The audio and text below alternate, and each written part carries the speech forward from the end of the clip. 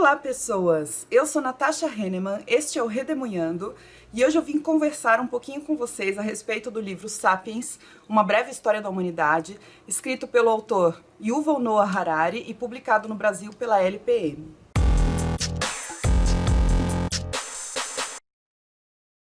Bom, pessoal, esse será um vídeo bem difícil de fazer para mim, mas eu senti necessidade, como professora de história, como historiadora, como booktuber, de trazer para vocês uma crítica bem sincera do livro Sapiens, porque praticamente eu só ouço elogios para esse livro, e ele é digno de elogios em vários aspectos, mas ele está longe de ser um livro perfeito. Então eu vim trazer algumas das críticas que eu tenho a ele aqui para vocês. Peço, por favor, que sejam gentis nos comentários. As críticas que eu tenho a fazer não são nem ao autor, pessoalmente, nem aos leitores que gostaram dessa obra. Eu sei que tem muita gente que curtiu bastante o Sapiens. Como eu falei, eu acho que é um livro que tem méritos importantes, que traz informações interessantes, mas ele pede por uma leitura crítica e atenta. Então, meu roteiro aqui no vídeo será: eu farei primeiro uma rápida apresentação sobre o autor, e depois um resumo breve sobre o que fala cada uma das partes do livro Sapiens, e depois disso eu parto para as ponderações, para as críticas, para os elogios que eu tenho a fazer. Vamos lá então? Eu vou deixar o livro aqui atrás para vocês conseguirem ver a capa dele, e quando precisar eu pego para ler algum trecho. O Yuval Noah Harari é um autor israelense que nasceu em 1976. Ele é historiador, filósofo. Eu peguei essas informações lá do site oficial dele. Não achei onde ele fez a formação dele em filosofia, mas em história ele tem um PhD por Oxford. O PhD é mais ou menos o equivalente aqui no Brasil ao doutorado, e atualmente ele é professor do Departamento de História da Universidade Hebraica de Jerusalém. As especializações dele dentro da história são em História Medieval e em História Militar. O título da tese dele, de PhD em Oxford, e aqui eu vou fazer uma tradução livre, A História e Eu, Guerra e as Relações entre História e Identidade Pessoal em Memórias Militares Renascentistas, cerca de 1450 a 1600. Então ele estudou ali o período do Renascimento com foco em História Militar e Memória, né, também. O livro Sapiens, que eu até mencionei para vocês aqui, que essa minha edição é da LPM, mas, se eu não me engano, atualmente está sendo publicado aqui no Brasil pela Companhia das Letras. Esse livro Sapiens vendeu mais de 35 milhões de cópias e foi traduzido para 65 idiomas, segundo esse mesmo site oficial do Harari. Ou seja, esse livro é um fenômeno editorial. E para vocês terem uma noção, mesmo tendo sido publicado aqui no Brasil pela primeira vez em 2017, se eu não me engano, atualmente, em 2021, na Amazon ele está em primeiro lugar, em alguma categoria lá. Ele continua entre os mais vendidos da Amazon. E vamos ao que fala o livro. A tese principal do Harari, nesse livro Sapiens, é de que aconteceram 3 revoluções na história humana que foram fundamentais, porque afetaram o ser humano e os demais organismos que estão ao nosso redor de forma ampla, de forma muito profunda. E segundo Harari, essas revoluções fizeram com que o ser humano aumentasse enormemente os seus impactos sobre o ambiente ao seu redor e sobre os indivíduos ao seu redor também. Essas revoluções são a Revolução Cognitiva, que aconteceu há mais ou menos 70 mil anos. A segunda foi a Revolução Agrícola, que aconteceu há mais ou menos 12 mil anos.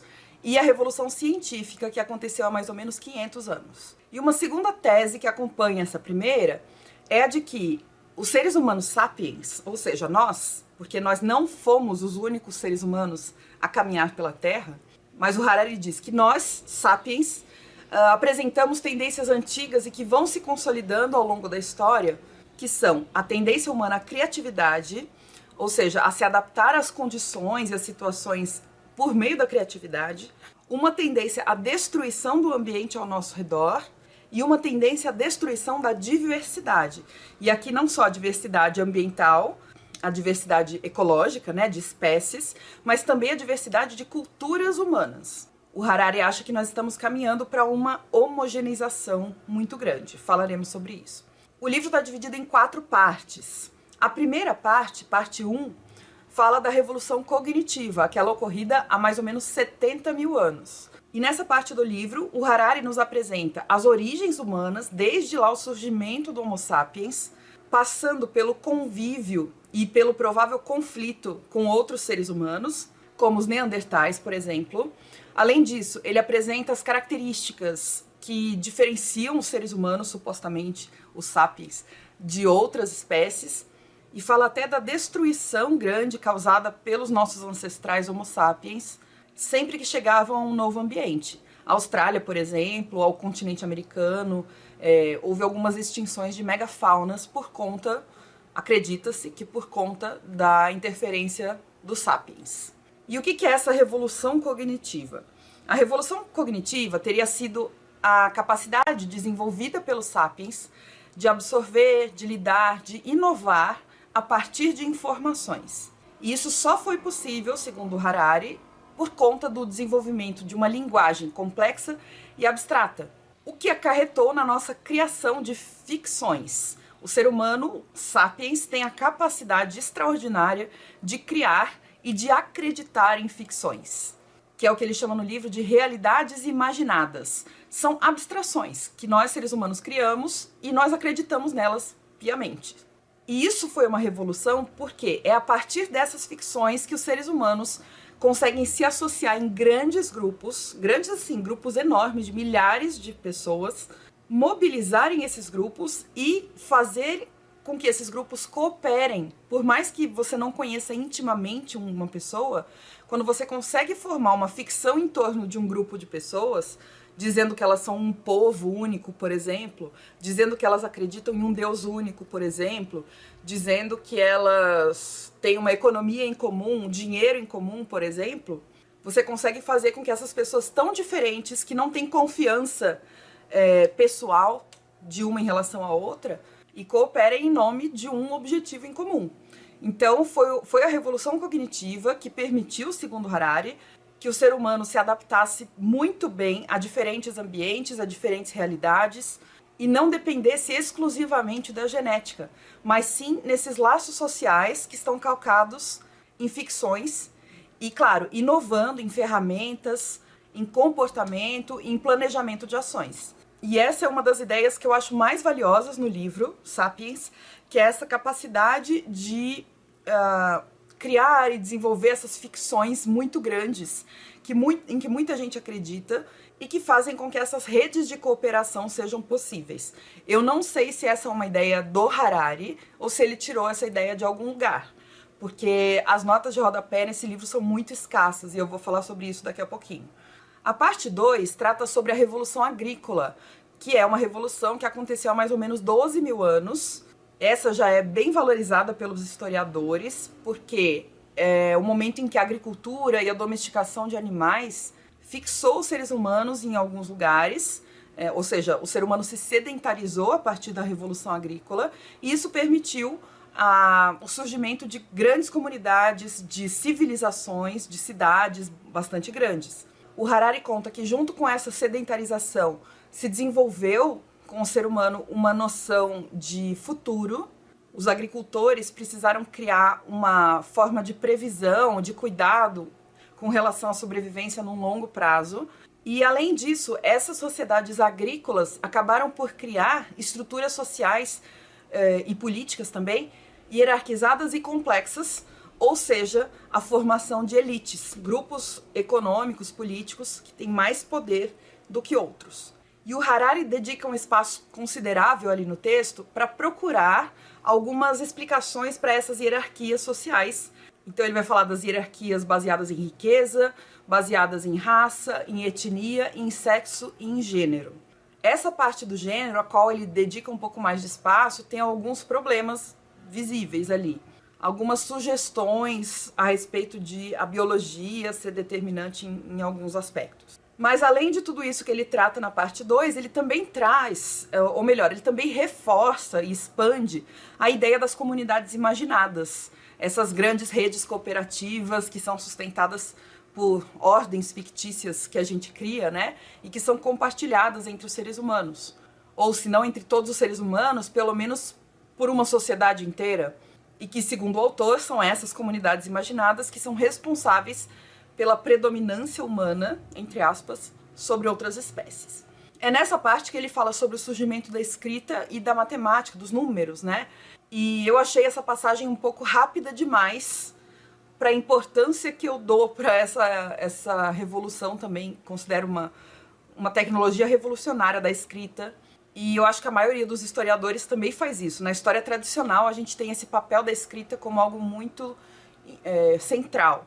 Mas tudo bem ele não ter considerado isso como tão central assim. E foi mencionado como um aspecto muito relevante e tá tudo bem.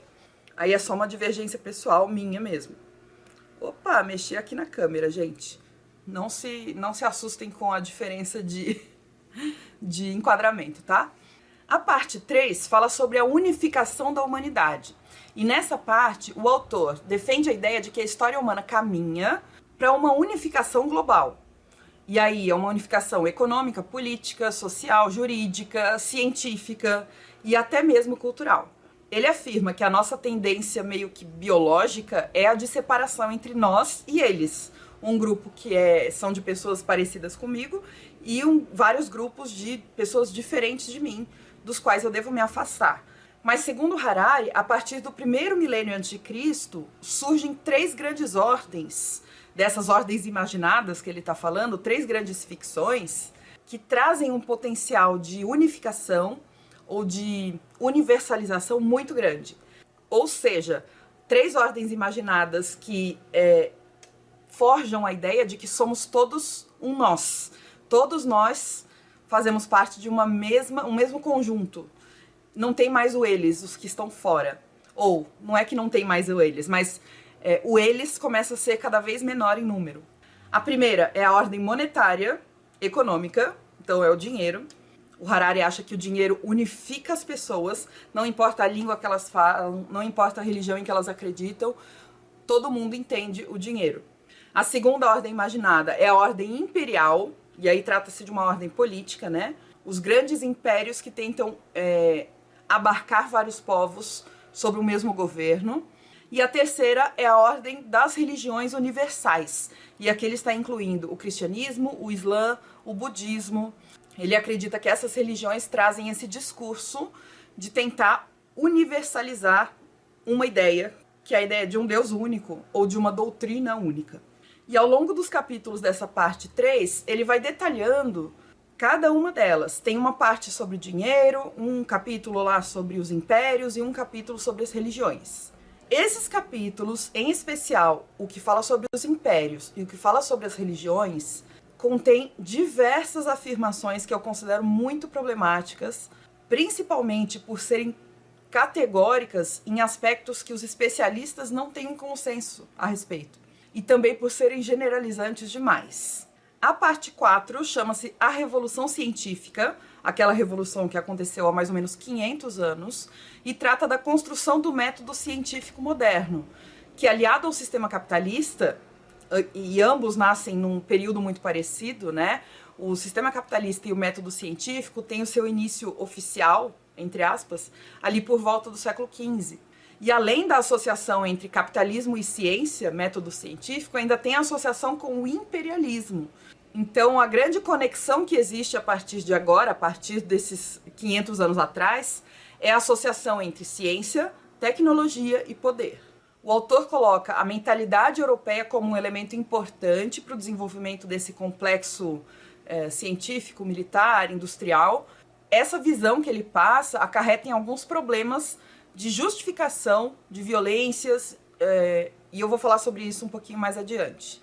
O autor analisa a Revolução Industrial e diversas transformações que ela causou, desde a necessidade de medir o tempo de forma mais precisa, até a redução do papel das famílias em relação ao papel dos estados e do mercado. E essa parte 4 do livro é uma parte completamente eurocêntrica. Nas outras partes, ele busca trazer exemplos de outros povos, de outras civilizações que estão em outros continentes, inclusive na Oceania, que é um continente que às vezes é esquecido aí nessas histórias mais gerais, a África, a América, a Ásia, enfim. E embora as outras partes tenham esse cuidado, Existem ilhas de eurocentrismo ali, mas na parte 4 fica incontornável na narrativa do Harari. Porque até quando ele menciona povos não europeus, ele menciona de um ponto de vista europeu. E vamos às minhas considerações pessoais, que foram construídas a partir da leitura que eu fiz e dos debates que nós tivemos, porque eu fiz essa leitura no formato de leitura conjunta com o Darwin, do canal Seleção Literária, e com várias outras pessoas muito interessantes que toparam ler conosco. Então é a partir dessa leitura e dessas múltiplas leituras que nós construímos juntos que eu vou tecer aqui os meus elogios e as minhas críticas. Lembrando que essa é uma análise pessoal e que eu parto de um lugar que é um lugar de historiadora, é um lugar de professora de história, professora de filosofia e é um lugar de mulher brasileira. Ou seja, eu sou uma pessoa latino-americana analisando o livro. Eu acho que esse recorte é importante de vocês saberem para entenderem de onde vêm as minhas críticas. Então, primeiro, alguns pontos que eu considero positivos do livro. A pré-história é um período gigantesco e importantíssimo e que muitas vezes é deixado de lado por historiadores por causa, assim, da ausência de documentos escritos, que é bem característica do período, né? Aliás, a gente chama de pré-história, que é um nome bem pejorativo, aliás, mas a gente chama de pré-história justamente porque história é a partir do momento em que tem escrita. Pré-história é tudo que vem antes. Só que tudo que vem antes são milhões de anos, né? E que às vezes a gente ignora. Esse momento histórico pré-escrita geralmente é tratado por especialistas, como arqueólogos, como paleontólogos, e nós, historiadores, muitas vezes deixamos de lado esse período. O Harari não negligencia a pré-história. Até porque 2 das 3 revoluções que ele considera as mais importantes, as mais essenciais, né, para a história da humanidade, acontecem no período que a gente chama de pré-história. A Revolução Cognitiva e a Revolução Agrícola. E para mim esse é um grande mérito. Talvez tenha sido a parte do livro que eu mais tenha me divertido. Essa parte que foi uma espécie de viagem à pré-história. Então ele consegue fazer isso, de nos levar nessa viagem, de trazer informações sobre outras áreas, a biologia, por exemplo, embora não sejam informações 100% precisas, e eu já vou falar sobre isso, mas realmente é uma parte muito gostosa de ser lida e que traz informações que muita gente não conhece. Outro aspecto super válido é que o autor se propõe a fazer, e realmente faz, uma história bem ampla e geral da humanidade. É uma tentativa bem ambiciosa de abarcar toda a história da humanidade em menos de 500 páginas. Acho importante esse esforço que ele fez de tentar tornar essa história acessível a muitos públicos diferentes, pela linguagem, pela forma narrativa que ele escolheu, e que realmente torna o texto bem fluido e bem agradável.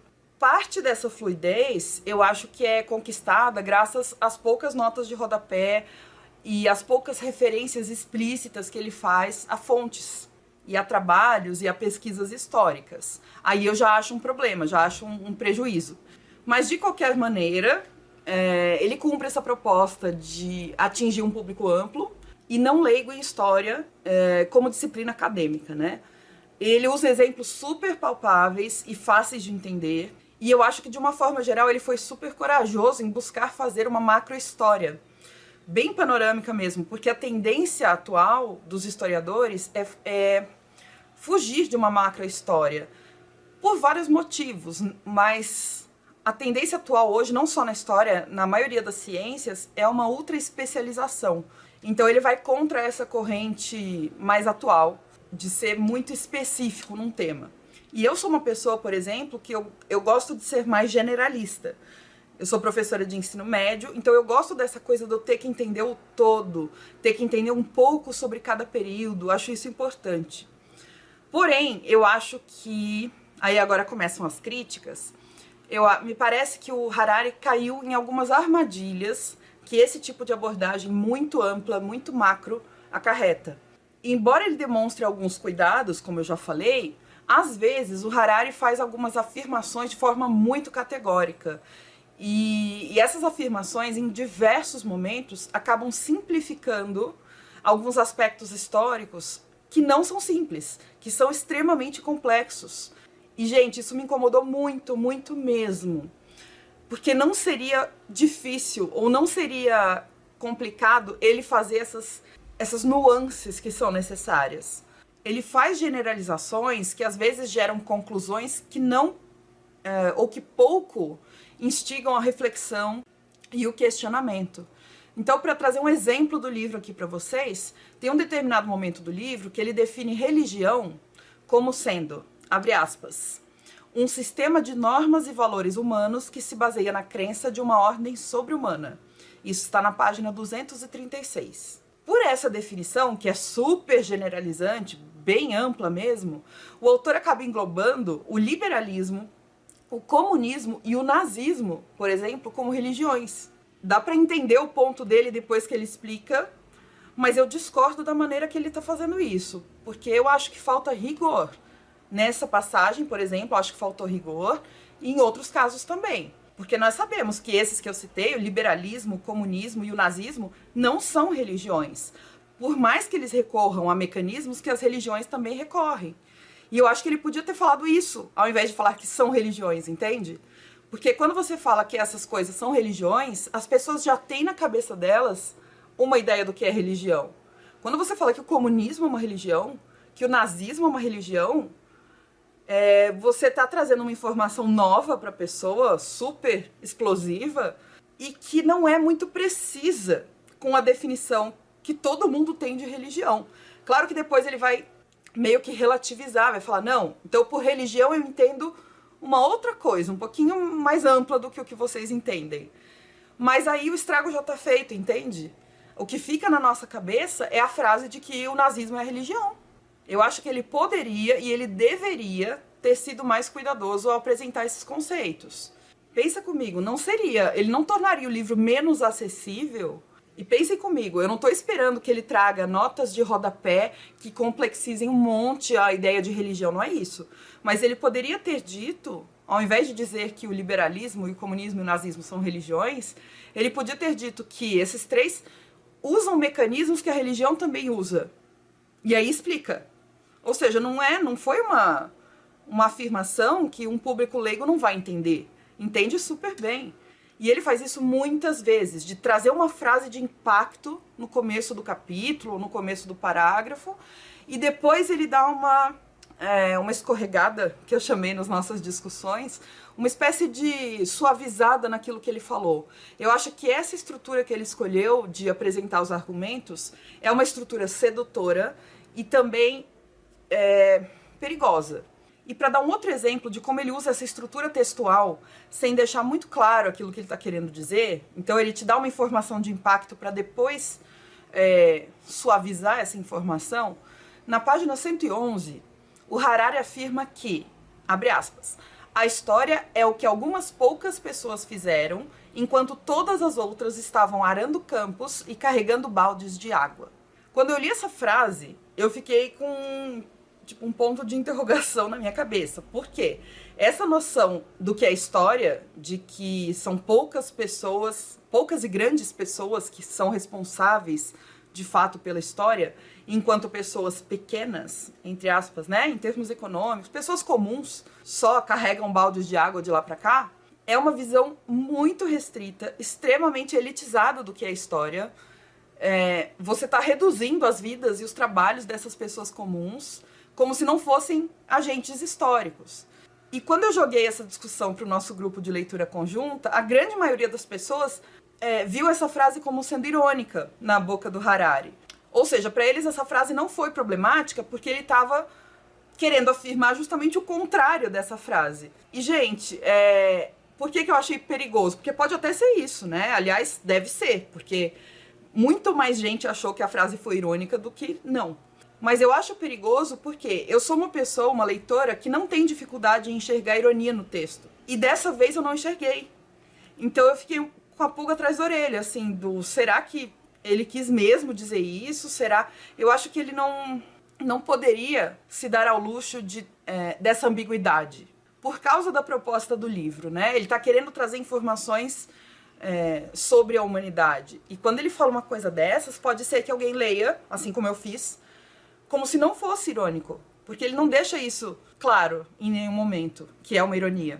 E para não dizer que foi um problema só meu, em momentos diferentes do texto, outras pessoas cometeram essa mesma gafe que eu também cometi, de ler algum trecho e falar, gente, que absurdo isso que ele falou. E aí as outras pessoas do grupo falaram, olha, mas eu acho que dentro desse contexto, ele tá querendo dizer o contrário, ou dentro disso que ele tá falando, ele tá sendo irônico. Mas percebam como é um pouco complicado, né? Outro exemplo dessa falta de cuidado, dessa falta de rigor, tá na página 174 dessa minha edição da LPM, em que ele diz, abre aspas, as culturas humanas estão em constante fluxo, mas esse fluxo é completamente aleatório ou segue algum padrão geral? Em outras palavras, a história tem uma direção? A resposta é sim. Gente, essa é uma afirmação muito forte de se fazer. A visão de que a história tem uma finalidade, que está caminhando rumo a um objetivo final, a gente chama de uma história teleológica. A ideia da seta da história é uma visão super ultrapassada atualmente. E existem outras perspectivas sobre isso que sequer são mencionadas no livro. E aí, alguns capítulos depois, o próprio Harari vai se contradizer e afirmar que a história é sim caótica, que não segue padrões lógicos pré-estabelecidos. Ou seja, ele tem algumas estratégias retóricas aí no livro que eu considero meio perigosas para quem for ler desavisado. Tem alguns momentos também que o Harari deixa algumas interrogações no ar que possibilitam que o leitor meio que preencha as respostas com coisas que ele já tem dentro dele, inclusive em termos de opinião política, como se cada leitor pudesse tirar a sua conclusão pessoal sobre temas que têm estudos embasados a respeito, mas que o autor acaba preferindo deixar no ar. Isso eu também acho um aspecto complicado aí do livro. E mais um exemplo de uma discordância profunda que eu tive na leitura desse livro, e que se encaixa nessa coisa das afirmações categóricas, foram algumas passagens em que o Harari fala dos povos originários americanos, especificamente os incas e os astecas. E aí eu vou ler algumas frases que estão escritas no livro. Na página 302, ele diz o seguinte: se os astecas e os incas tivessem mostrado um pouco mais de interesse pelo mundo à sua volta, poderiam ter resistido melhor à conquista espanhola. Eu fiquei abismada. Na página seguinte, página 303, ele continua. Em vez de concentrar todas as forças disponíveis e exterminar os espanhóis, os astecas deliberaram, perderam tempo e negociaram. E na página 305, ele fala: os povos nativos da América não foram os únicos a pagar um preço alto por sua visão tacanha. E, meu Deus, essas são frases extremamente etnocêntricas, visões altamente imperialistas que o autor usa não só nessa parte do livro, mas em outras também, e que por mais que ele tente suavizar em momentos posteriores, já causaram estrago, no sentido de que justificam violências, né?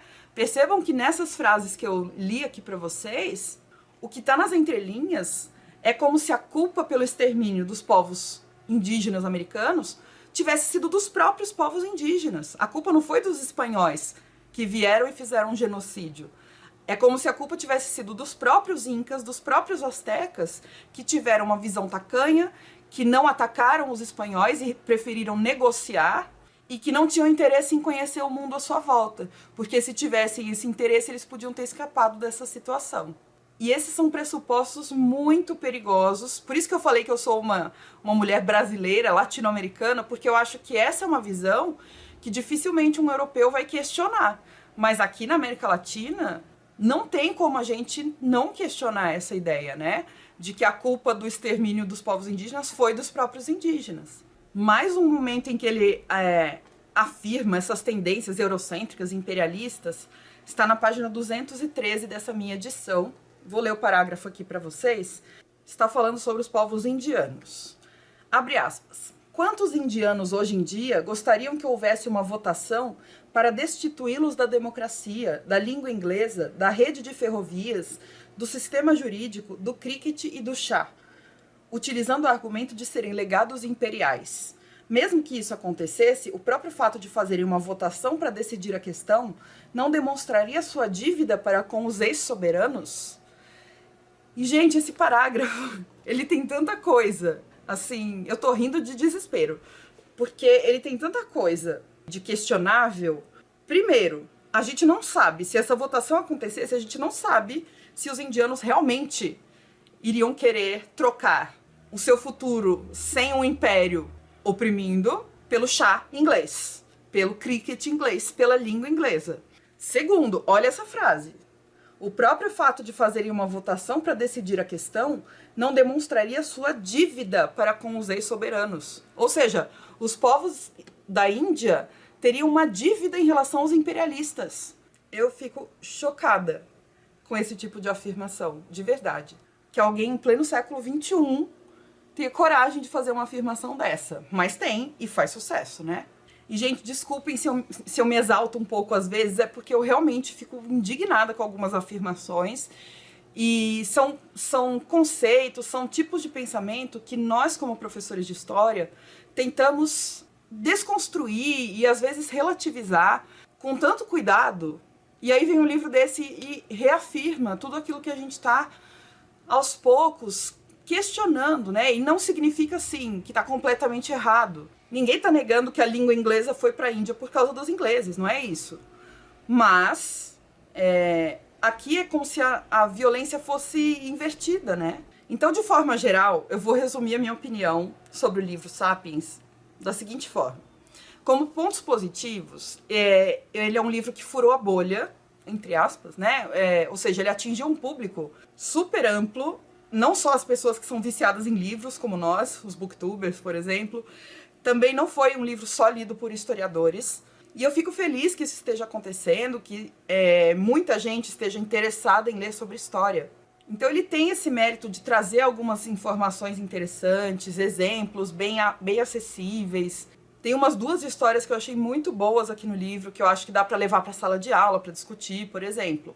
E outra coisa, eu também entendo que essa história bem panorâmica seja o objetivo principal do livro e que ele não se pretende acadêmico. Me entendam, eu não estou tentando cobrar desse livro um academicismo que ele não pretende, tá? Entretanto, eu acho que é um livro que precisa ser lido com muito cuidado, porque ele apresenta generalizações, simplificações e até mesmo deturpações, não só no campo da história, mas também, eu vou falar aqui algumas áreas que nós, na leitura conjunta, identificamos deturpações e simplificações, tá? Biologia, sociologia, economia, teologia e direito. Tô citando essas áreas porque nós tínhamos representantes de todas elas lendo com a gente e era muito engraçado, porque no começo do livro eu comecei com algumas desconfianças, já apontando, não é bem assim desse jeito que ele explicou, e aí a maioria das pessoas estava assim, mas tudo bem, né, não é um livro acadêmico. E aí à medida que a gente ia avançando e que o Harari ia entrando na área de especialização dessas pessoas, elas entenderam a minha picuinha com o autor. Elas falaram, isso aqui que ele falou de biologia, não é legal ele falar desse jeito, porque dá uma ideia, por exemplo, a ideia de evolução como algo linear, a ideia de cadeia alimentar, que é bastante questionada, do ser humano no topo da cadeia alimentar. Então, só para citar os exemplos da biologia, né? Mas tem outros também. Então, isso foi um aspecto importante da leitura em conjunto. Se eu não tivesse lido com outras pessoas, eu acho que eu ia elogiar essa parte de ele trazer vários conhecimentos de várias áreas diferentes. Só que quando ele traz esse conhecimento de outras áreas, ele também escorrega no rigor. E como eu disse, não é um rigor de cobrar palavras acadêmicas, mas é um rigor de complexizar um pouco os conceitos para torná-los verdadeiros e para evitar algumas ideias deturpadas que às vezes são reforçadas e que a gente quer tentar desconstruir. Esse aspecto da generalização exacerbada me incomodou demais, porque eu acho que ele fala de coisas muito complexas de uma forma simplificada e com poucas nuances. De novo, eu sei que ele quer ser um livro acessível, mas isso não impede que ele faça algumas ressalvas necessárias, que ele mantenha a complexidade do assunto. Ele está falando da humanidade. A gente sabe que a humanidade não é simples de explicar. E como eu disse, mesmo que a proposta do livro seja não ter um tom ou um formato acadêmico, sentir falta de mais notas de rodapé explicativas, porque existem algumas notas de referência que ficam lá no final do livro. E eu nem ia citar isso aqui no vídeo, porque existem livros mais rigorosos que nem apresentam tanto as notas de rodapé também. Mas muita gente que não é da área acadêmica e que leu com a gente na leitura conjunta sentiu falta disso também. Então eu vou mencionar aqui como um dos aspectos que eu acho que é passível de crítica. E cabe lembrar que o autor tem algumas teses que às vezes podem passar despercebidas. E muita gente pode achar que o texto dele é neutro, que ele está apresentando a história como ela é, ou a história como ela foi. E nenhum historiador faz isso. O passado mesmo é irrecuperável. O que a gente tem é histórias feitas com metodologias mais confiáveis, histórias feitas a partir de cruzamento de fontes, de documentos diferentes, mas nunca alguém nunca está te contando 100% o passado como ele aconteceu. Isso é impossível. Além disso, muitas visões ocidentais, especialmente visões europeias e visões estadunidenses, são reforçadas pela forma que o Harari narra. Então fica sendo mais uma história etnocêntrica e enviesada em vários aspectos. Por exemplo, quando retrata e quando exalta o imperialismo europeu em vários momentos do livro, como vocês puderam ver. A narrativa que ele faz é fluida, o que é um ponto positivo, mas ele usa frases de efeito com frequência, uma espécie de sensacionalismo, né? Porque isso dá a impressão de ele estar jogando uma ideia, muitos insights para o leitor. Contudo, essas frases de efeito são exatamente aquelas que com mais frequência caem nessas generalizações perigosas. Como eu falei, a explicação que vem depois para tentar suavizar essa frase de efeito não tem o mesmo impacto do que a frase em si. O Harari tem um tom intencionalmente provocador em muitas passagens. Eu acho que isso não é um problema em si, mas o problema é que esse tom provocador acabou sendo feito em detrimento do rigor científico. Então eu acho que rola uma certa irresponsabilidade científica da parte do Harari quando ele escreveu o Sapiens. Por fim, eu entendo o porquê desse livro ser um best-seller, o porquê de tanta gente ter se encantado por ele. Ele traz um conteúdo super interessante e que é apresentado de uma forma bem magnética e sedutora mesmo, e que acaba preenchendo algumas lacunas do nosso conhecimento, do dia a dia. Quem não estuda a história encontra mesmo várias informações que explodem a nossa cabeça aqui nesse livro. Mas ele é um livro que tem muitos problemas de rigor, e não só na área de história. Na área de história, principalmente, porque ele se propõe ser um livro de história, né? Então, eu cobro isso dele, sim. O que eu quero que vocês entendam é que eu não acho que seja o pior livro do mundo, mas também está bem longe de ser um livro confiável da área de história. Ele é vendido como um livro de história, né? O subtítulo dele é Uma Breve História da Humanidade, mas isso chega a ser até um pouco ofensivo se nós considerarmos o quanto historiadoras e historiadores lutam para que a história seja vista como uma ciência séria, como um conhecimento rigoroso, metódico, complexo e nuançado. Então eu recomendo que quem se interesse por essa leitura, faça a leitura de forma bem crítica, bem cuidadosa, sempre com esse pezinho atrás, com a pulga atrás da orelha. Pode ser um livro que provoca o leitor a querer saber mais, isso é muito bom, porque aí o leitor vai pesquisar por conta própria, isso é sempre ótimo, mas também pode parecer que traz muitas respostas, que são simples demais, né? Simplificadas demais, e que na prática não existem. Respostas simples demais para a humanidade não existem.